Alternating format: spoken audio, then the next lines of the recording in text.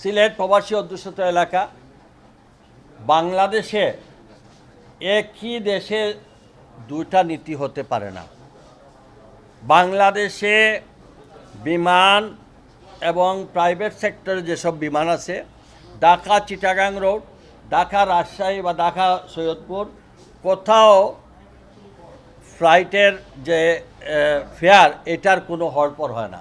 কিন্তু সিলেটের ব্যাপারে যে ওই যে আমাদের শেয়ার বাজারে যেভাবে উঠানামা করে, প্রতিদিনই সরকারি বিমান এবং বেসরকারি বিমানের তো বলার উপেক্ষাই রাখে না।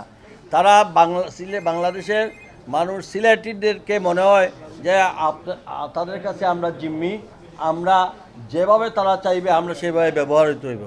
আপনাদেরকে একটি ফিগার দেখাই। এই গত তারিখে আমি একটা দিয়েছিলাম, গত পরশু দিন